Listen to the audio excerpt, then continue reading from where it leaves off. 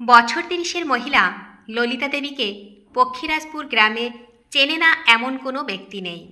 মূলত ওর নেতিবাচক দিকগুলোর জন্য সকলের কাছে পরিচিত। যখন তিনি নিজের ভরা যৌবন শরীর নিয়ে রাস্তা পার হন, তখন গ্রামের কিছু পুরুষ আর চোখে ওই যৌবন ভরা শরীর উপভোগ করে। অথচ ললিতা দেবী কখনো কোনো পুরুষের দিকে একবারও ঘুরে তাকায় না, কোনো পুরুষকে সামান্য পাত্তা পর্যন্ত দেয় না। এক সময় ভরা সংসার ছিল ললিতা দেবীর।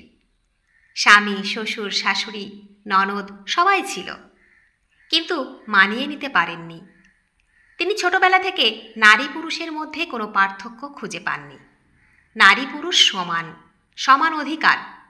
মধ্যবিত্ত পরিবারে জন্ম নেওয়া ললিতা দেবী ছোটবেলা থেকে সঠিক শিক্ষা পান। বাবা মার আদরে বড় হয়েছিলেন। বিয়ের আগে নিজের পায়ে দাঁড়াতে সক্ষম হন। বিয়ের পর গাছের শিকড় কেটে দিতে চাইছিলেন শ্বশুরবাড়ির লোকজন। গ্রাম বাংলায় মেয়ে হয়ে চাকরি করবে, তাহলে সংসার কে দেখবে? ওইসব চাকরি টাকরি শহরের মেয়েদের জন্য, গ্রামের মেয়েদের জন্য নয়। বাড়ির বউ রান্না বান্না করবে, স্বামীর দেখাশোনা করবে, সকালে উঠে স্বামীর জন্য টিফিন তৈরি করবে, আবার দুপুরে রান্না করেও খেতে পারবে না। স্বামী অফিস থেকে ফিরলে তাকে খেতে দিয়ে একসঙ্গে খাবে। স্বামী দেখাশোনা করে স্ত্রীকে সারা জীবন কাটিয়ে দিতে হবে। এগুলো একটাও মানতে চাইলেন না ললিতা দেবী। নিজের প্রতিজ্ঞায় দৃঢ় থাকলেন। শুধু চাকরি নয়, আরও অনেক ঝামেলার মধ্যে পড়তে হলো ললিতা দেবীকে। শ্বশুরবাড়ির লোক রাতে একা বের হতে দিল না। মেয়েদের নাকি রাতে একা বেরোতে নেই, সঙ্গে কোনো পুরুষ মানুষকে নিয়ে যেতে হবে। বিয়ের পর কোনো পুরুষ বন্ধুর সঙ্গে সম্পর্ক রাখতে পারবে না। ট্রেনে একা যাতায়াত করার সময় মহিলা কম্পার্টমেন্টে যেতে হবে। সমাজে মেয়েদের জন্য যে অনেক সুযোগ সুবিধা রয়েছে, সেগুলো ললিতা দেবী ভালো চোখে দেখেন না। কোনো লাইনে মহিলা পুরুষ দুজনে দাঁড়িয়ে রয়েছেন, অথচ তিনি মহিলা বলে তাকে আগে সুযোগ দেওয়া হচ্ছে। এই জিনিসটাও তিনি মানতে পারেন না। তিনি আগে সুযোগ নিতে চান না।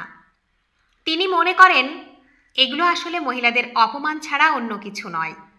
ললিতা দেবী যেমন চাকরি করেন, তেমনি ওনার স্বামীও চাকরি করেন, সমান মাইনে পান, অথচ বাড়ির সমস্ত কাজ ললিতা দেবীকে করতে হয়। এটাও তিনি সহ্য করতে পারলেন না। তিনি অনেক যুক্তি সাজিয়ে শ্বশুরবাড়ির সবাইকে হারালেন, কিন্তু কেউ বুঝলেন না। উল্টে সবার চোখে খারাপ হয়ে উঠলেন। অস্বস্তি বাড়তে রইল। কিছুটা নিজে মানিয়েও নিলেন, কিন্তু শেষ রক্ষা হলো না। সম্পর্কের ফাটল ধরল। সম্পর্ক শেষ হয়ে যাওয়ার পর এক বিন্দুও চোখের জল ফেললেন না ললিতা দেবী। অস্বস্তির মধ্যে যে সম্পর্কে থাকতে হয়, এই সম্পর্কে থাকা না থাকা দুটিই এক। এর চাইতে নিজের মতো করে বাঁচা অনেক ভালো। একটাই জীবন, নিজের মতো করে বাঁচার সুখ পৃথিবীতে দ্বিতীয় কোনো সুখ নেই। সমাজের ধরাবাঁধা নিয়ম পেরিয়ে বাইরে যেতে চাইলেন। মেয়ে মানে সারাটা জীবন বাবা কিংবা স্বামীর কাছে থাকতে হবে, সারা জীবন তাদের অনুসরণ করে চলতে হবে, এমন নয়। বিচ্ছেদের পর তিনি বাপের বাড়ি ফিরলেন না, ভাড়া বাড়িতে থাকতে শুরু করলেন। বেশ কয়েক মাস পরিশ্রম করার পর তিনি নিজের জন্য বাড়িও বানিয়ে ফেললেন। ছোটবেলা থেকে শহরের প্রতি তেমন একটা আগ্রহ নেই। সারাদিন যানবাহনের শব্দ, মানুষের হই হুল্লোড়, পাশাপাশি থেকে একে অপরকে চেনে না। তিনি এমন জীবন পছন্দ করেন না। শেষমেশ পক্ষীরাজপুর গ্রামে নিজের জন্য বাড়ি বানালেন। সেখান থেকে অফিসের দূরত্ব সামান্য। সুখে শান্তিতে সারা জীবন কাটিয়ে ফেলবেন বলে সিদ্ধান্ত নেন। গ্রামের মানুষগুলো খুবই সাধারণ, তাদের সঙ্গে মিলেমিশে থাকতে অসুবিধে হবে না। 3 মাসের মতো বেশ সুন্দর করে কাটিয়েও দিলেন। কোনো রকম অসুবিধা হলো না। প্রথম প্রথম গ্রামের মানুষের মধ্যে অনেক কৌতূহল ছিল অচেনা মহিলাটিকে ঘিরে। তবে ললিতা দেবীর যথাযথ উত্তর গ্রামের মহিলাদের কাছে খুব তাড়াতাড়ি প্রিয় হয়ে ওঠেন। স্বাভাবিকভাবে জীবন চলতে থাকে, তবে এই জীবন বেশি দিন স্থায়ী হলো না। নানা মানুষ নানা ধরনের কানাঘুষো করতে থাকলো। অফিসের কাজের সূত্রে অনেক পুরুষ মানুষ তার বাড়িতে আসেন। কখনো আবার নিজের বন্ধু বান্ধবীরাও উপস্থিত হয়। এইসব গ্রামের মানুষেরা সহ্য করতে পারল না, ওর বিরুদ্ধে ক্ষোভ নিক্ষেপ করল। আবার এক অস্বস্তি শুরু হলো ললিতা দেবীর মধ্যে।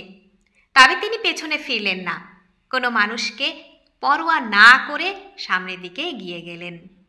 ধীরে ধীরে লক্ষ্য করলেন যে মহিলাগুলো কয়েকদিন আগে অকপটে কথাবার্তা বলতো তারা সরে যাচ্ছে। তবুও কষ্ট পেলেন না, যে মানুষের যেমন ইচ্ছা তেমন করুক।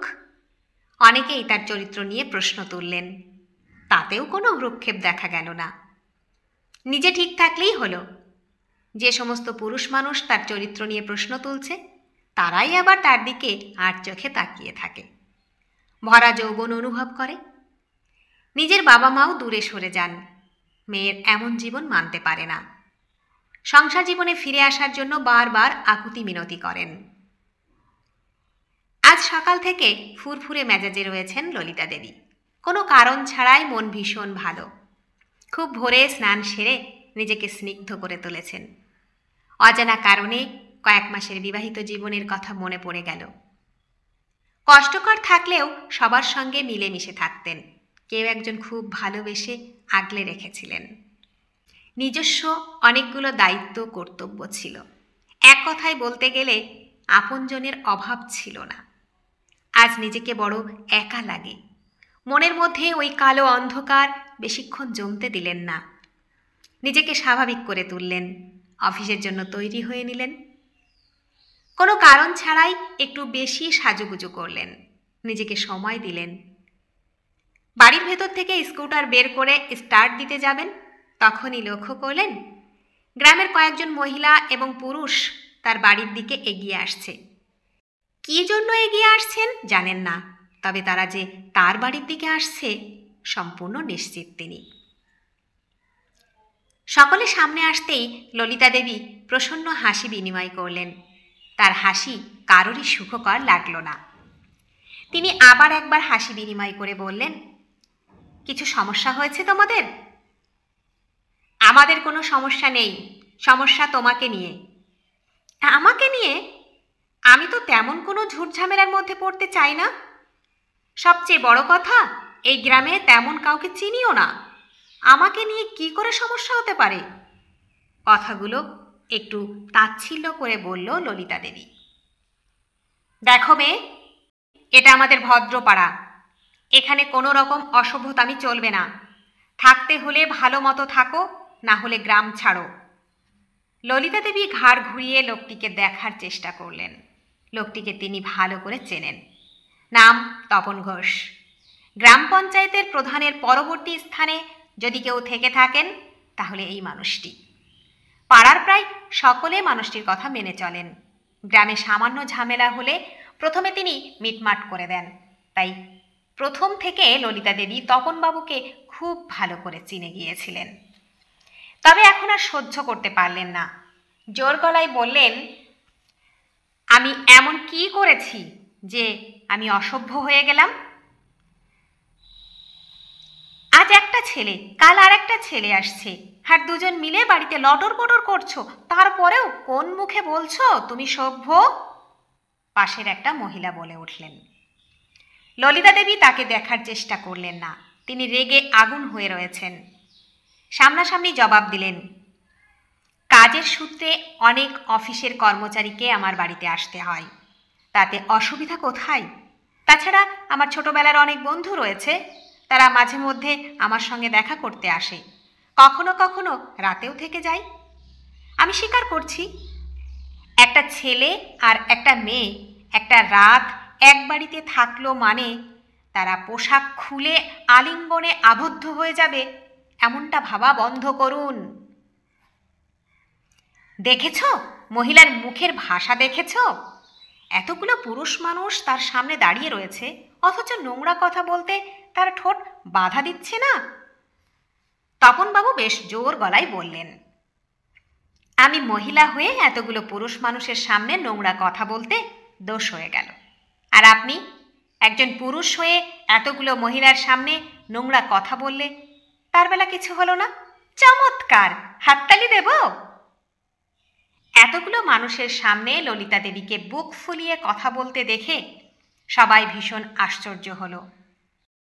অনেকে সাহস পেল না তার সঙ্গে তর্ক করতে, মাথা নিচু করে ফেলল। তার মুখে কোথাও ভয়ের ছাপ নেই, চোখে চোখ রেখে কথা বলছেন। সবাই চুপ করে গেলেও তপনবাবু চুপ করলেন না। তিনি পাড়ার প্রধান, সবার বিচার করেন, সহজে হার মেনে নেবেন না। তিনি বললেন, দেখো মেয়ে, এত সব আমরা বুঝি না। তোমাকে দেখে আমাদের পাড়ার ছোট ছোট ছেলে মেয়েরা উচ্ছন্নে যাচ্ছে। তোমাকে হয় ভালো মতো থাকতে হবে, না হয় গ্রাম ছাড়তে হবে। কি করবে তুমি ভেবে দেখো। সমস্যা আমার নয়, সমস্যা আপনাদের। অসুবিধা হলে আপনারা গ্রাম ছেড়ে চলে যান, আমি গ্রাম ছাড়ছি না। ললিতা দেবী তার স্বরে জবাব দিলেন। তারপর কারোর কথা গ্রাহ্য না করে স্কুটারে স্টার্ট দিয়ে বেরিয়ে গেলেন। সবাই হতভম্ব হয়ে ললিতা দেবীর দিকে তাকিয়ে থাকলেন। সকালে অকারণে ভালো লাগতে শুরু করেছিল। বেলা বাড়তেই সেই ভালো লাগা আপনা আপনি দূর হয়ে গেল। কাজে মন বসল না। নিজেই নিজেকে প্রশ্ন করল, তিনি কি সত্যিই খারাপ কিছু করছেন? খারাপ পথের দিকে চলে যাচ্ছেন? উত্তর খুঁজতে গিয়ে আবিষ্কার করলেন তিনি সঠিক। নিজের মধ্যে কোনো ভুল নেই। রাকেশ, রাজীব, মিন্টু, রিম্পি, মামুনরা ছোটবেলার বন্ধু, মাঝে মধ্যে দেখা করতে আসে, কখনো কখনো রাতে থেকেও যায়। কিন্তু মনের মধ্যে কখনো খারাপ ভাবনা আসে না, বরং নিজের একাকিত্ব দূর করার জন্য কোনো বন্ধুকে ডেকে 5-6 দিন তাদের বাড়িতে থাকতে বলে। বাড়িতে সে একা, তাই বন্ধুরা বেশি দিন থাকতে চায় না। রাকেশ একটু বেশি আসে, সে আসলে 2-3 দিনের মতো থেকে যায়। খুব সুন্দর করে দিনগুলো কেটে যায়। মাঝে মধ্যে নিজেও অফিস থেকে ছুটি নিয়ে নেয়, তার সঙ্গে ঘুরে কাটিয়ে দেয়। একসঙ্গে বসে সুখ দুঃখের কথা বলে। রাকেশ তার চাইতে প্রায় 1 বছরের ছোট, কিন্তু তার প্রতি কখনো প্রেম, ভালোবাসা কিংবা শারীরিক সম্পর্ক কখনো মনের মধ্যে চেপে বসেনি। নিজের ভাইয়ের মতো দেখে গেছে। কিন্তু গ্রামের মানুষ প্রশ্ন তুলছে, কি অদ্ভুত এই সমাজ আর সমাজের নিয়ম। হার মানতে চাইলেন না ললিতা দেবী। একটা জেদ চেপে বসল। মন চাইলেও গ্রাম থেকে চলে গেলেন না। চলে গেলে তিনি হেরে যাবেন। হারতে চাইলেন না। কোনো বন্ধুবান্ধবকেও বারণ করলেন না তাদের বাড়িতে আসার জন্য। যেমনভাবে চলছিল তেমনভাবে চলতে রইল। একটা জিনিস লক্ষ্য করলেন, গ্রামের লোকগুলো ওই দিনের পর থেকে আর তাকে কেউ কিছু বলেনি, তবে পেছনে লাগতে ছাড়েনি। অনেকের মুখে নিজের নামে অনেক কিছু জানতে পারলেন, যেগুলো জীবনে একটাও করেননি। গ্রামবাসীদের এই অহেতুক পরচর্চা বেশ ইন্টারেস্টিং হয়ে উঠল এক সময়। বেশ মজাও পেলেন। বছরের পর বছর ফুরিয়ে গেল। এক সময় তিনি লক্ষ্য করলেন গ্রামের বেশিরভাগ প্রাপ্তবয়স্ক এবং বৃদ্ধ বৃদ্ধারা তাকে এড়িয়ে চলছেন, তার সঙ্গে কোনো কথা বলছে না। এমনকি পাড়ার মধ্যে কারোর বাড়িতে অন্নপ্রাশন, বিবাহ, শ্রাদ্ধ কিংবা গৃহপ্রবেশ হলেও তার নেমন্তন্ন থাকে না, অথচ পাড়ার প্রত্যেকটি পরিবারের নেমন্তন্ন রয়েছে। খারাপ লাগলো, তবে খুব সহজেই মানিয়ে নিলেন। নিজের মতো করে চলতে থাকলেন। বাবা মা জোর করলেন আবার বিয়ে করার জন্য, কিন্তু পুরনো অস্বস্তিকর জীবনে ফিরতে চাইলেন না। কিছু কিছু মানুষের চোখে হয়ে উঠলেন চরিত্রহীন, কেউ আবার সামনাসামনিও গালি দিল। সব কিছু সহ্য করে গেলেন, যেটুকু প্রতিবাদ করা সেটুকু করলেন। ভরসা রাখলেন সৃষ্টিকর্তার উপর। তিনি যদি সত্যি কিছু খারাপ করে থাকেন তাহলে সৃষ্টিকর্তা অবশ্যই তাকে যোগ্য শাস্তি দেবেন। এক অফিসে বছরের পর বছর চাকরি করার দরুন মাইনে দিনের পর দিন বাড়তে রইল। এক সময় অফিসের বড় পদে নিযুক্ত হলেন। কাজ অনেক বেড়ে গেল। তেমন কোনো টানাপোড়েন না থাকায় তিনি আরও বেশি করে পরিশ্রম করলেন, নিজেকে ব্যস্ত করে ফেললেন, যাতে কোনোভাবেই একাকিত্ব অনুভব না হয়। সফলও হলেন। দিনের শেষে ভালোবাসার অভাব থাকলেও মনের তৃপ্তি ঠিক পূরণ হয়ে যেত। বাড়িতে একা, সংসার নেই। অহেতুক টাকা খরচের অভ্যাসও নেই ললিতা দেবীর। সমস্ত টাকা ব্যাংকে জমা হতে শুরু করল। এক সময় চিন্তায় পড়লেন, এত টাকা রেখে তিনি কি করবেন? অনেক ভেবেচিন্তে শহরের এক কোণে বৃদ্ধাশ্রম খুলে ফেললেন। দিব্যি চলতে থাকলো দিনকাল। নিজেও বৃদ্ধাশ্রমে তেমন একটা সময় দিতে পারলেন না। লোক নিযুক্ত করলেন দেখাশোনার জন্য। তিনি ব্যস্ত থাকলেন অফিসে। সময় তার মতো করে বয়ে গেল। অনেকগুলো বছর পেরিয়ে গেল, যেদের কারণে গ্রাম ছাড়া হয়নি। ললিতা দেবীর বাবা মা একসময় নরম হলেন, তার কাছে ফিরে আসলেন। তবুও মেয়ের এমন জীবন পছন্দ হলো না। একটা সময় পর লক্ষ্য করলেন, যে মানুষগুলো একদিন তাকে এড়িয়ে চলত, আজ তারা নিজে থেকে কথা বলছে। তাদেরকে অবজ্ঞা করার সাধ্য ললিতা দেবীর নেই। খুব স্বাভাবিকভাবেই কথা বললেন। কাজের ব্যস্ততায় অনেকগুলো দিন বৃদ্ধাশ্রমে যাওয়া হয়নি। সমস্ত কিছু ঠিকঠাক চলছে কিনা দেখার জন্য তিনি সিদ্ধান্ত নিলেন সামনের রবিবার একবার ঘুরে আসবেন। যেমন ভাবা তেমন কাজ। রবিবার আসতেই তিনি বেরিয়ে গেলেন বৃদ্ধাশ্রমের উদ্দেশ্যে। অনেকক্ষণ সময় কাটালেন। কিছু মানুষের সঙ্গে কথা বললেন, তাদের সুবিধার কথা জানলেন। আশ্রমের উন্নতির লক্ষ্যে কিছু পরিকল্পনাও করা হলো। দুপুরে খাবার খাওয়ার জন্য তিনি খাবার ঘরে প্রবেশ করলেন। অনেক বৃদ্ধ বৃদ্ধা বসে সেখানে খাচ্ছেন। ললিতা দেবীও তাদের সঙ্গে বসে খাওয়ার ইচ্ছা প্রকাশ করলেন। ভেতরে প্রবেশ করতে একজনের চেহারা দেখে চোখ ঠিকরে বেরিয়ে এলো। পরিচিত এক মুখ, তপনবাবু। একদিন এই মানুষটি তাকে চরিত্রহীন বলেছিল। সেদিন কোনো উত্তর ছিল না ললিতা দেবীর কাছে। আজ লোকটি আপনা আপনি উত্তর পেয়ে গেছে। কাছে গিয়ে তপনবাবুকে কথা শোনানোর ইচ্ছা জাগল না ললিতা দেবীর মধ্যে। তার বাড়িতে আশ্রয় নিয়েছে। আশ্রয় নেওয়া ব্যক্তিকে অপমান করা কোনো ভদ্র মানুষের কাজ নয়। তিনি লক্ষ্য করলেন তপনবাবুর চোখের কোণে জল জমেছে। কোনো এক কারণে খাচ্ছেন না। হয়তো ছেলের কথা ভাবছেন। কখনো ভাবেননি জীবনে এমন এক মুহূর্তের মুখোমুখি হতে হবে। 3 ছেলের পিতা তিনি, এমনটা আশা না করাই স্বাভাবিক। ললিতা দেবী তপনবাবুর কাছে গিয়ে বসলেন। নিজের হাতে খাইয়ে দিলেন। একটাও কথা বললেন না। মনে মনে ভাবলেন, তপনবাবু হয়তো তাকে চিনতে পারেননি, কিংবা লজ্জায় কথা বলার সাহস পাচ্ছে না। খাওয়া শেষ হতেই তপনবাবু আমতা আমতা করতে লাগলেন। কাঁদো কাঁদো গলায় ললিতা দেবীর মাথায় হাত বুলিয়ে বললেন, ক্ষমা করে দিস মা, আমি ভুল ছিলাম। আমি বুঝতে শিখেছি মেয়েরা কোনো অংশে কম নয়। যাকে আমি একদিন চরিত্রহীন বলেছিলাম, আজ ওই মানুষটার কাছে আমাকে থাকতে হচ্ছে। মানুষটি আমায় কোনো রকম খারাপ কথা না শুনিয়ে নিজের বাবা ভেবে খাইয়ে দিচ্ছে। এর চাইতে সুখ আর কি হতে পারে? ললিতা দেবী কিছুক্ষণ চুপ থাকলেন। উত্তর দেওয়ার জন্য প্রস্তুত নন। মনে মনে অনেক খুশি হলেন। একজন মানুষ নিজের ভুল বুঝতে পেরেছেন, নিজের ভুলের কারণে অনুতাপ করছেন, এটাই অনেক। তিনি ধীরে সুস্থে তপনবাবুর উদ্দেশ্যে বললেন, আপনি নিজের ভুল বুঝতে পেরেছেন, এটাই অনেক। আমার কাছে ক্ষমা চেয়ে আমায় লজ্জিত করবেন না। আপনি ভালো থাকুন, এটাই চাই। নারী পুরুষের মধ্যে কখনো পার্থক্য খুঁজবেন না। দুটোই সমান। শুধুমাত্র ছেলেরা বাবা মায়ের দায়িত্ব নেবে আর মেয়েরা নিতে পারবে না, এমনটা নয়। মেয়ে মানে স্বামী সংসার নয়। স্বামী সংসারের বাইরেও একটা বিশাল জগৎ রয়েছে। এই জগতে তারাও একটা বিশাল অংশের দাবিদার। আমাদের সমাজে বহু অংশে পুরুষদের সুযোগ না দিয়ে নারীদের সুযোগ দেওয়া হয়েছে, আর বেশিরভাগ নারী সেই সুযোগ স্বহস্তে গ্রহণ করছে আর ভাবছে তারা উচ্চপদস্থ, তারা সমাজে উচ্চবর্গীয় মানুষ, কিংবা তাদেরকে সবাই সম্মান আর শ্রদ্ধাবোধ করছে। তাদের হাবভাব একটু আলাদা হয়, কিন্তু বাস্তবটা এমন নয়। একজনকে সুযোগ না দিয়ে অন্যজনকে সুযোগ দেওয়ার অর্থ হলো সে অপয়া, দুর্বল। সেখান থেকে মুক্ত করার জন্য তাকে সুযোগ দেওয়া হচ্ছে।